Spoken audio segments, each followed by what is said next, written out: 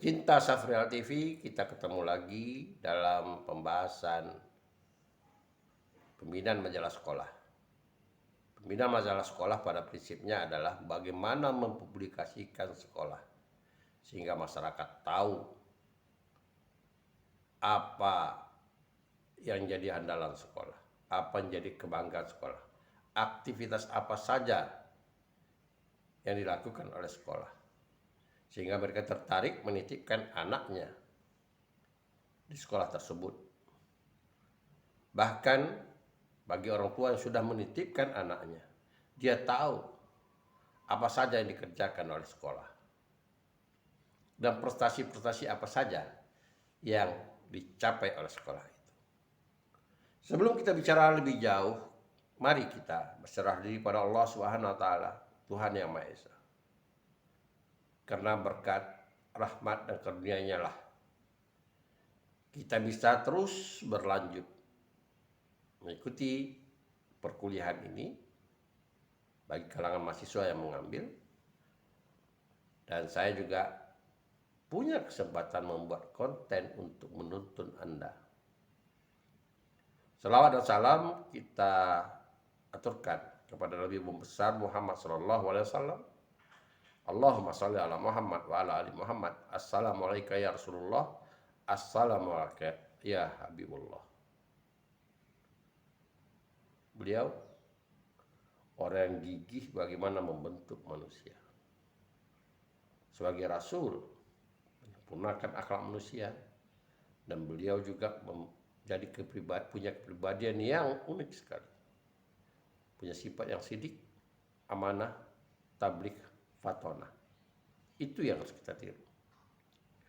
Saudara-saudara sekalian, tidak terasa kita masuk pada bulan suci Ramadan pada tahun ini. Meskipun COVID belum berlalu.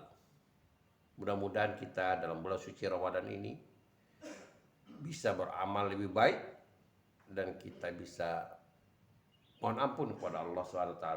Semoga kita nanti bisa mengikuti bulan suci Ramadan ini sepenuhnya, sehingga ketika bulan Syawal kita menjadi manusia yang fitri. Semoga kita selalu sehat. Saudara-saudara sekalian, kalau kemarin pada konten ke-8 kita bicara tentang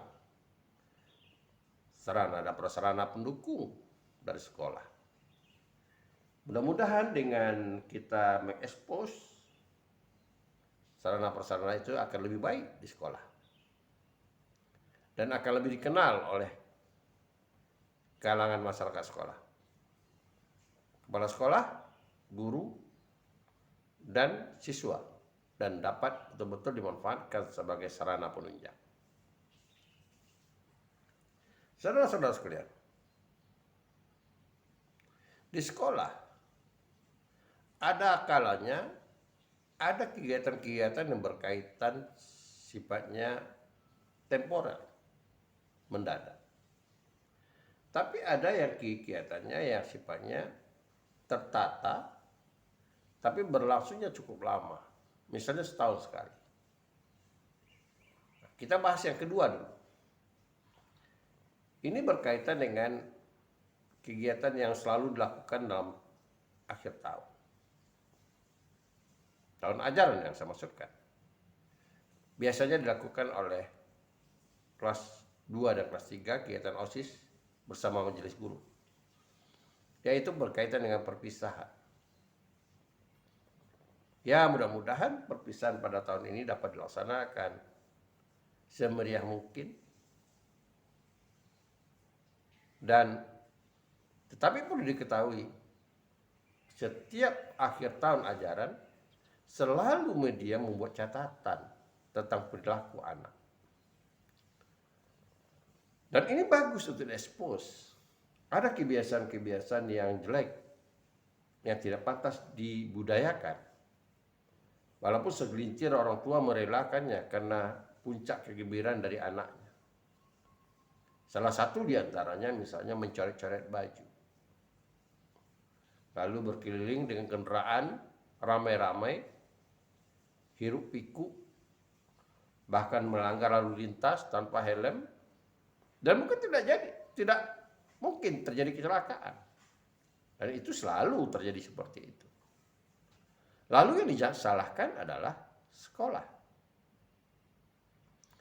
Meskipun itu peristiwanya sesaat, akhirnya orang lupa lagi.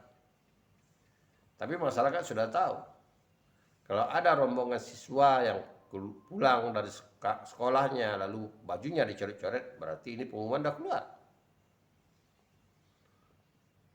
Nah, lalu bagaimana mensiasatinya? Dan ini menarik untuk diekspos. Apakah ada upaya dari sekolah untuk mengatasi perilaku seperti ini? Atau memang membiarkan saja?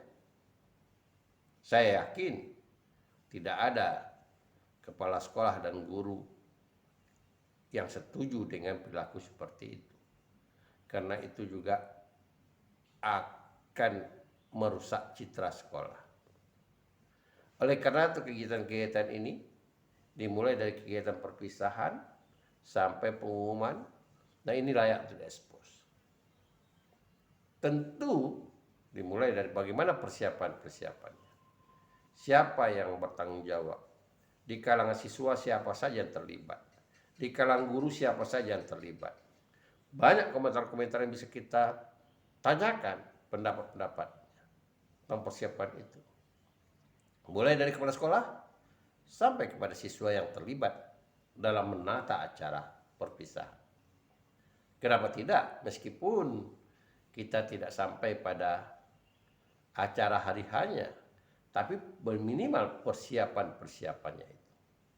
Dan langkah-langkah apa yang diambil oleh sekolah, apalagi sekali lagi saya katakan dalam suasana COVID ini. Nah, ini salah satu yang sifatnya temporer.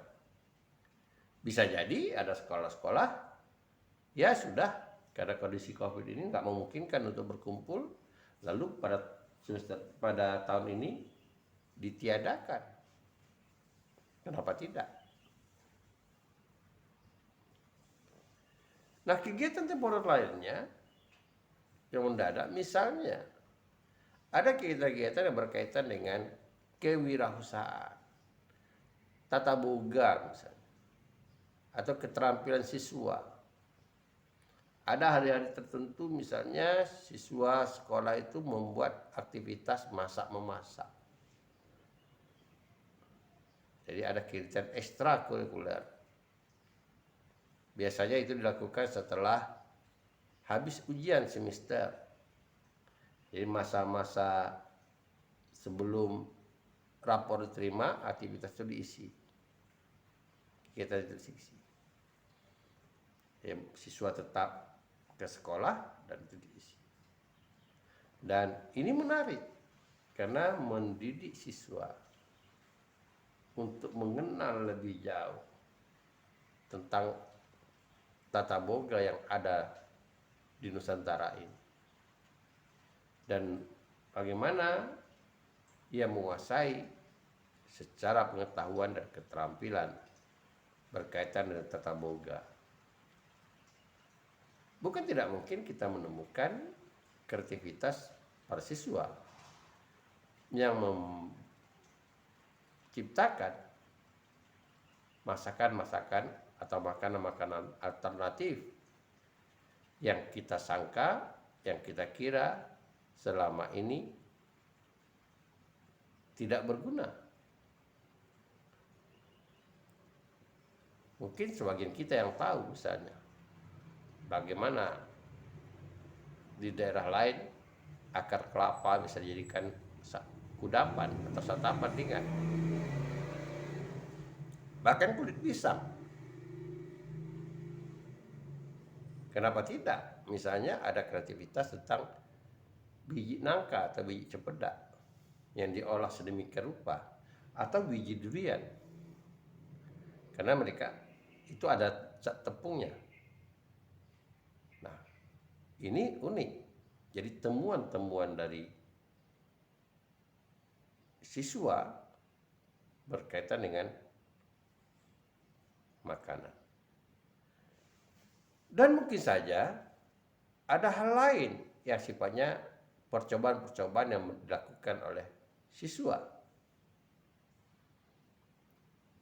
tentang bagaimana alat-alat kecantikan atau alat-alat pengobatan yang efeknya sudah terjamin.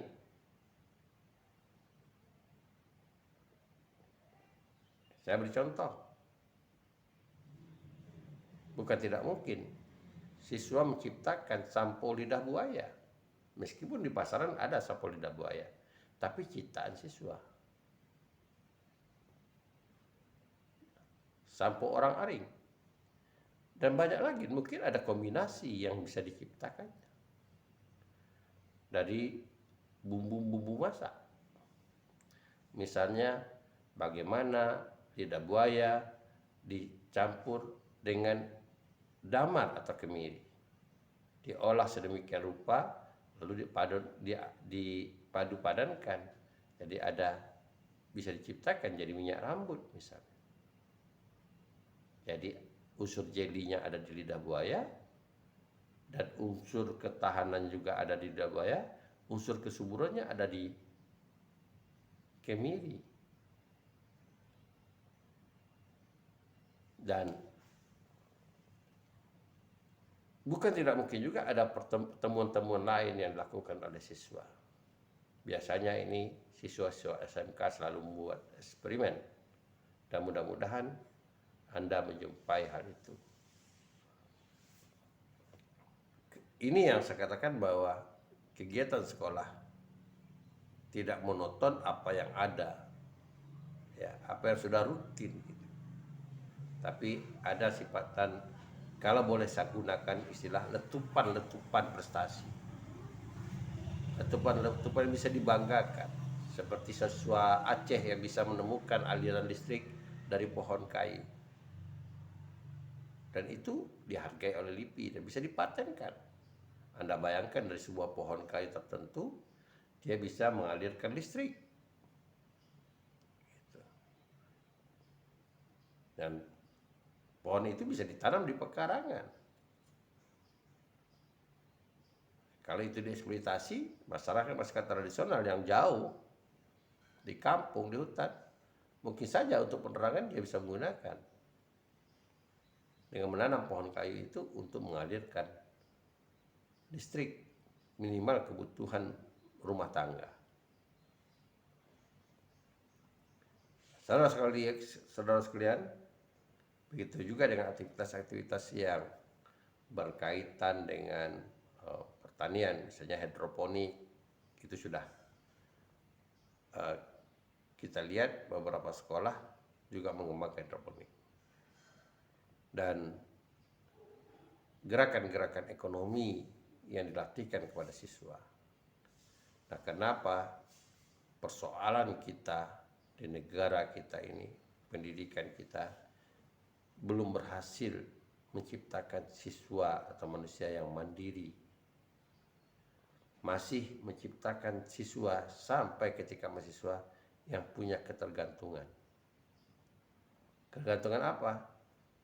Ketergantungan mereka ingin mendapatkan gaji, bekerja, jadi sebagai pekerja, bukan sebagai orang yang menciptakan gaji. Sebetulnya sekolah yang berhasil itu dia bisa menelurkan orang-orang yang bisa menciptakan gaji, karena orang yang menciptakan gaji itu adalah orang-orang yang kreatif. Bukan tidak mungkin ia bisa memperoleh penghasilan melebihi dari background atau latar belakang pendidikannya. Nah, inilah yang harus kita dorong sekolah-sekolah, bagaimana dia buka kegiatan-kegiatan ekstra bagi siswanya, mengisi kekosongan untuk hal-hal yang bersifat produktif. Kita tahu sebagian sekolah sudah melakukan hal itu. Misalnya memanfaatkan limbah plastik. Ya, bagaimana memanfaatkan sampah-sampah yang ada di sekolah menjadi kompos. Jadi daun-daunan itu bisa dikumpulkan menjadi kompos yang bisa dimanfaatkan di pekarangan sekolah sebagai pupuk tanaman. Dan bahkan bukan tidak mungkin sekolah memanfaatkan pembuangan air hujan, air limbah-limbah lainnya disaring sedemikian rupa sehingga bisa berternak ikan seperti yang dilakukan oleh Kecamatan Pelaju di Palembang yang sudah pernah saya amati, saya cermati. Dengan kapasitas yang sederhana, dengan alat-alat sederhana. Jadi air dalam parit itu bisa jadi bening, bisa jadi bersih. Dan inilah maksud kita supaya guru-guru juga, sekolah-sekolah juga dengan adanya majalah sekolah ini saling melihat sekolah lain. Bagaimana orang bisa supaya dia juga bisa melakukan hal yang sama. Saudara sekalian, di samping itu yang tidak kalah pentingnya adalah berkaitan dengan pertemuan sekolah dengan wali murid. Biasanya hal ini dilakukan ketika terima rapor. Karena sebentar lagi siswa akan terima rapor atau ijazah yang kelas 3. Nah, bukan tidak mungkin ada pertemuan wali murid dan ada arahan-arahan di kepala sekolah kepada wali murid. Dan jika hal itu dapat bertepatan dengan apa yang ingin Anda expose, Anda bisa ambil hal seperti itu. Tapi hal itu bisa diciptakan dengan cara kita berkunjung ke wali murid seizin sekolah. Mungkin ada wali murid yang kita dapat informasinya dan layak untuk diambil pandangannya. Dan kenapa sekolah yang baik adalah sekolah yang terbuka dari sumbang saran dari semua pihak. Karena kalau orang yang sudah terbuka menerima semua saran kedua pihak, berarti orang itu mau berubah. Nah, kita berharap dengan adakan masukan-masukan dari masyarakat, terutama oleh wali murid atau orang tua siswa, sekolah punya kesadaran untuk perbaikan-perbaikan. Sejauh itu tidak melanggar aturan. Ya, tidak melanggar aturan. Dan bagi SMK misalnya, kita bisa melihat bagaimana SMK itu pendidikannya ada yang di luar sekolah, yang namanya magang. Dan bukan tidak mungkin bertepatan ketika kita ekspos itu, para siswa masih magang. Dan ini kita bisa menjumpai di mana dia magang. Dan tentu kita akan dapat masukan-masukan dari tempat dia magang. Karena bagaimanapun siswa-siswa SMK pada hakikatnya dipersiapkan untuk mengisi lapangan kerja. Nah, bagaimana adaptasinya siswa itu, baik persoalan perilaku maupun pengetahuan dan keterampilan, sehingga ada penyesuaian kurikulum. Dan diharapkan siswa-siswa SMK itu siap pakai. Arti siap pakai, ketika dia tamat, dia tidak lagi terlalu lama beradaptasi di lapangan kerja. Ya, misalnya lapangan kerja yang memerlukan keterampilan mengelas. Dan ketika ia tamat, ia masuk ke lapangan kerja bengkel yang menuntut keterampilan mengelas, dia tidak banyak lagi atau tidak lama lagi beradaptasi untuk keterampilan mengelas. Lapangan kerja yang berkaitan dengan listrik misalnya, jaringan listrik. Jadi dia tidak sulit lagi untuk beradaptasi memasang jaringan listrik.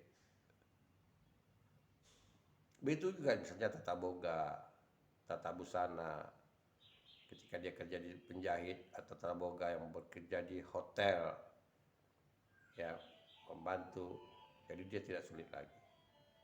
Dan ini yang kita mau expose, artinya masyarakat dan sekolah tahu tentang apa pencapaiannya dan apa kekurangannya. Sekali lagi, ini bukan untuk mencari kelemahan.